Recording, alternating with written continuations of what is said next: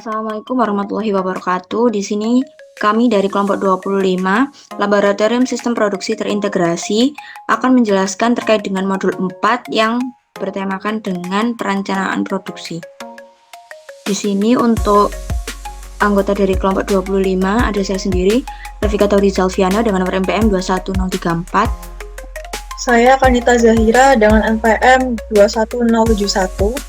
Saya Nur Ania Pula dengan NPM 21109. Saya Didi Abrudikto dengan NPM 21243. Saya Imam Rauf nomor NPM 21245. Saya Brifan Ardandi NPM 21250.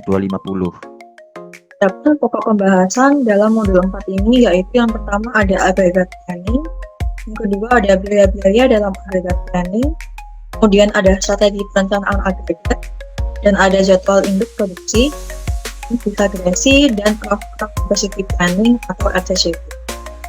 Selanjutnya yaitu penjelasan mengenai agregat planning. Pengertiannya sendiri, perencanaan agregat atau penjadwalan agregat adalah perencanaan yang dilakukan untuk mengatur penyesuaian kapasitas produksi dan sumber daya terhadap permintaan untuk mencapai biaya yang seminimal mungkin. Perencanaan agregat biasanya dilakukan oleh para manajer operasi yang bersangkutan dengan penentuan produksi, persediaan, dan tingkat tenaga kerja untuk memenuhi permintaan yang berfluktuasi. Fungsinya sendiri yaitu menjadi alat ukur ekspansi proses perencanaan produksi, menjamin kemampuan produksi konsisten terhadap rencana produksi dan membuat penyesuaian, memonitor hasil produk aktual terhadap rencana produksi dan membuat penyesuaian, mengatur kesediaan produk untuk mencapai target dan membuat penyesuaian, serta mengarahkan penyusunan dan pelaksanaan jadwal induk produksi. Selanjutnya yaitu biaya-biaya dalam agregat planning. Yang pertama yaitu yielding cost atau ongkos penambahan tenaga kerja. Penambahan tenaga kerja menimbulkan berbagai ongkos tambahan seperti biaya proses, rekrutmen, dan biaya training. Biaya training akan menjadi ongkos yang besar apabila tenaga kerja yang baru direkrut adalah tenaga kerja yang belum berpengalaman. Kedua, carrying cost atau ongkos pengurangan tenaga kerja. Pemberian tenaga kerja kerap kali terjadi karena semakin rendahnya permintaan akan produk yang dihasilkan sehingga tingkat produksi menurun secara drastis. Pengurangan tenaga kerja ini mengakibatkan perusahaan harus mengeluarkan pesangon bagi karyawan yang dirumahkan, menurunkan moral perusahaan, produktivitas karyawan yang masih bekerja, dan yang bersifat sosial tinggi. Overtime cost, ongkos lembur, dan undertime cost, ongkos penganggur. Dengan waktu lembur bertujuan untuk meningkatkan output produksi, namun konsekuensinya perusahaan harus mengeluarkan ongkos tambahan dari ongkos kerja reguler. Dan adanya ongkos lembur disebut ada juga kondisi di mana perusahaan akan mengalami kelebihan tenaga kerja, sehingga muncul ongkos menganggur yang harus ditanggung perusahaan. Selanjutnya inventory cost, ongkos persediaan, dan back order cost, ongkos kehabisan persediaan. Selain fungsi untuk mengantisipasi timbulnya kenaikan permintaan pada waktu yang tidak terduga dari stok tersebut, maka muncullah biaya penyimpanan atas perjalanan tadi, ongkos tertahannya modal, pajak, asuransi, kerusakan bahan, ataupun sewa kerja. Dan kebalikan dari kondisi tersebut adalah ongkos kehabisan persediaan yang akan mengakibatkan beralihnya pelanggan pada produk lain. Karena ketersediaan tersebut diperhitungkan sebagai kerugian di perusahaan. Dan terakhir, subkontrak cost atau ongkos subkontrak. Pada kemudian melebihi kemampuan kapasitas reguler, biasanya perusahaan akan mensubkontrakkan lebih permintaan yang tidak biasa ditangani sendiri pada perusahaan lain. Konsekuensi dari kebijakan ini adalah timbulnya biaya subkontrak. Next.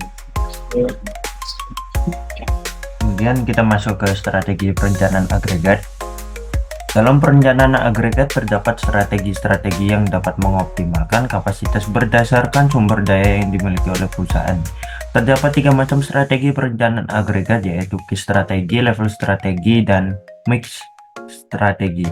Key strategi merupakan kapasitas produksi dapat divariasikan pada strategi ini dengan menggunakan jam kerja lembur atau overtime, jam kerja reguler atau regular time, dan subkontrak. Kemudian level strategi menggunakan persediaan dari adanya variasi dalam permintaan, di mana pada saat permintaan menurun, kelebihan produksi disimpan sebagai persediaan untuk digunakan pada saat permintaan meningkat. Dan mix strategi merupakan kombinasi dari case strategi dan level strategi. Level strategi adalah rencana agregat di mana tingkat produksi tetap dari periode ke periode selama jangka waktu perencanaan agregat. Strategi perencanaan produksi dengan tingkat produksi yang konstan dari satu periode ke periode lainnya yang bertujuan untuk memenuhi rata-rata permintaan. Kemungkinan kedua level strategi ini menggunakan inventory dari adanya variasi dalam permintaan. Permintaan yang menurun mengakibatkan kelebihan produksi. Maka kelebihan produksi tersebut disimpan sebagai persediaan untuk digunakan pada saat permintaan meningkat, sehingga pada strategi ini menimbulkan biaya simpan yang tinggi. Kemudian case strategi merupakan strategi yang mencoba untuk mencapai tingkat output pada setiap periode yang memenuhi prediksi permintaan untuk periode tersebut.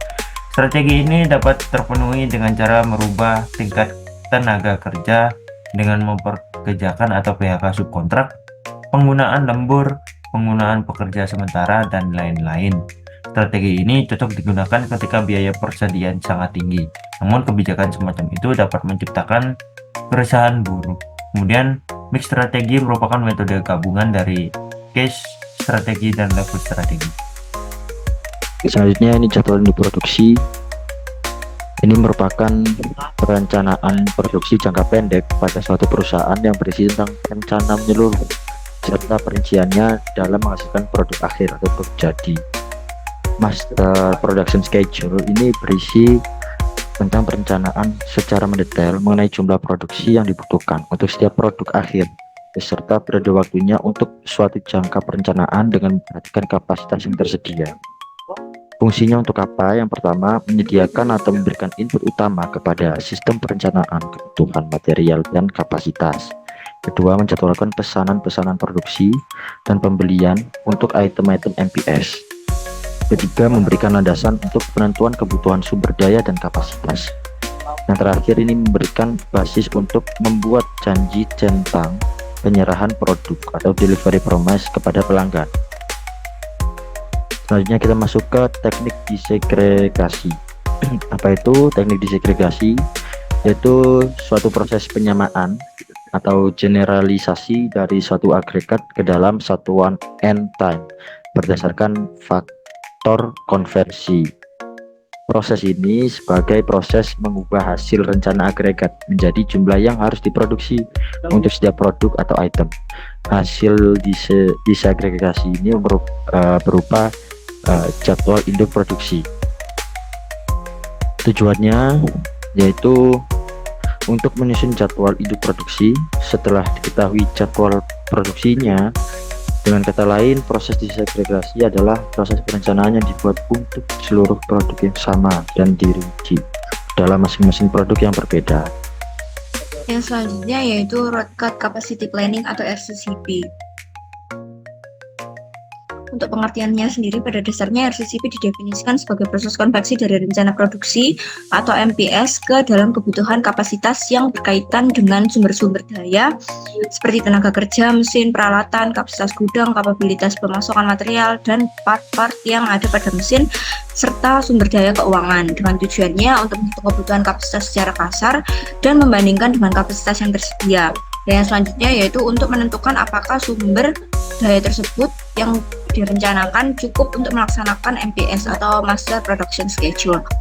Dengan langkah-langkah yang digunakan adalah yang pertama memperoleh informasi dulu tentang rencana produksi dari MPS, yang kedua memperoleh informasi tentang struktur produk dan waktu tunggu atau lead time, yang ketiga menentukan bill of resource, yang keempat menghitung kebutuhan sumber daya spesifik dan membuat laporan RCCP. Oke, baiklah, di sini saya akan memberikan sebuah contoh soal dari perencanaan agregat.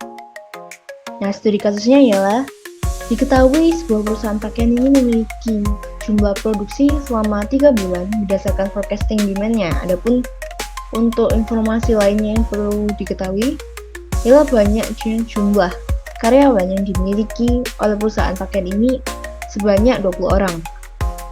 Setiap karyawannya ini mampu mengerjakan 100 potong per bulannya, dan gaji karyawannya ini sebesar 1 juta per orangnya.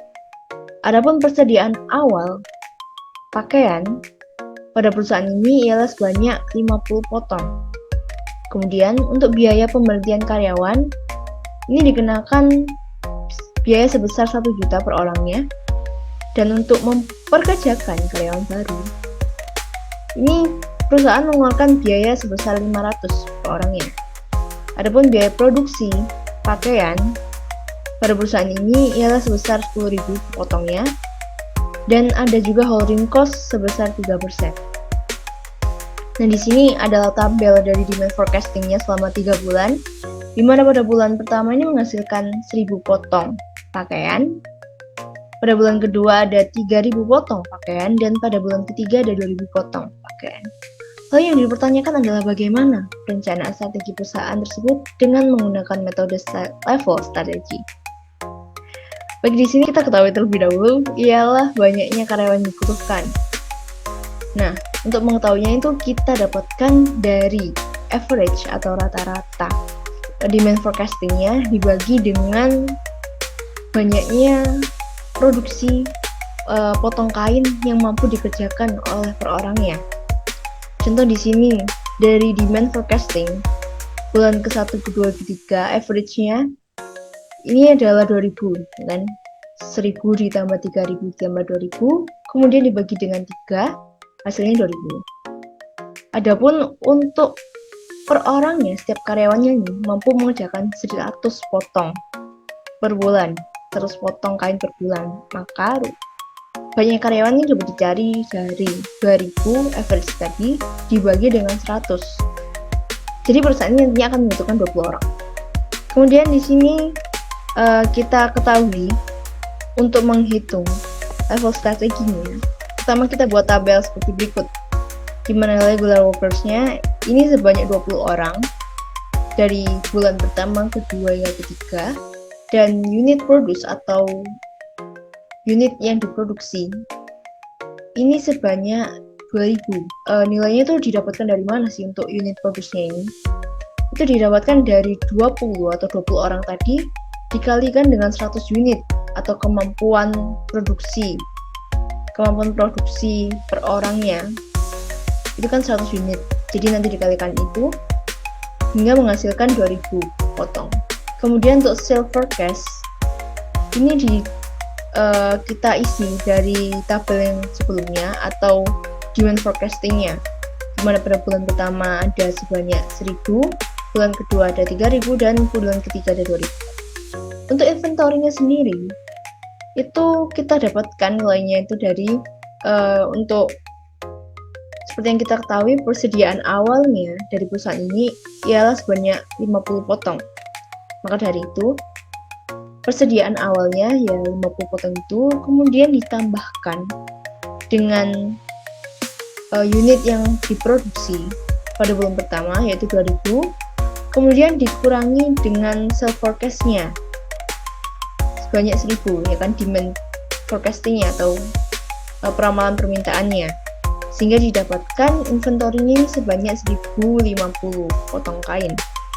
Kemudian pada bulan kedua inventory-nya itu kita dapatkan dari rumus persediaan yang sebelumnya atau inventory sebelumnya, yakni 1.050 ini ditambahkan dengan unit yang diproduksi pada bulan kedua 2.000, kemudian kita kurangkan dengan demand forecast-nya pada bulan keduanya 3.000, kemudian didapatkan inventory pada bulan keduanya yaitu 50 potong kain.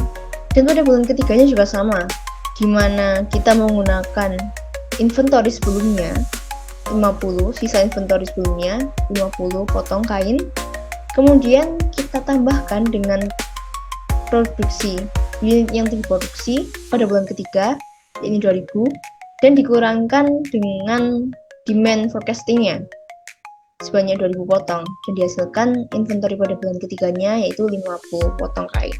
Nah, di sini kita ketahui bahwa biaya inventory ini didapatkan dari nilai jumlah stok dikalikan dengan biaya produksinya dikalikan dengan biaya penyimpanannya.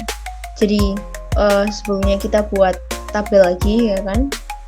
Untuk regular time-nya ini rumusnya dari banyaknya pekerja dikalikan gaji karyawan. Seperti yang kita ketahui sebelumnya bahwa banyaknya pekerja pada bulan 1, bulan kedua, dan bulan ketiga ini sama. Ini sebanyak 20 karyawan. Kemudian kita kalikan dengan gaji per orangnya, yakni 1 juta. Dan didapatkan regular time-nya ini 20 juta pada bulan 1, 2, dan 3-nya. Adapun untuk inventory-nya, kita lihat dari rumus yang ada di atas, yakni jumlah stok. Dari yang sebelumnya itu pada bulan pertama itu sebanyak 1050, kemudian dikalikan dengan biaya produksinya sebesar 10.000 dan biaya penyimpanannya atau holding cost-nya ini sebesar 3%. Kemudian dihasilkan nilai 315.000 pada bulan pertama, 15.000 pada bulan kedua, dan 15.000 juga pada bulan ketiga. Adapun total biayanya, ini kita dapatkan dari total biaya waktu reguler ditambahkan dengan total biaya penyimpanannya. Itu dihasilkan total biaya waktu regulernya itu 60 juta, kemudian kita tambahkan dengan total biaya penyimpanannya, ini sebesar 345.000. Sehingga total biayanya, total biaya keseluruhannya ialah 60.345.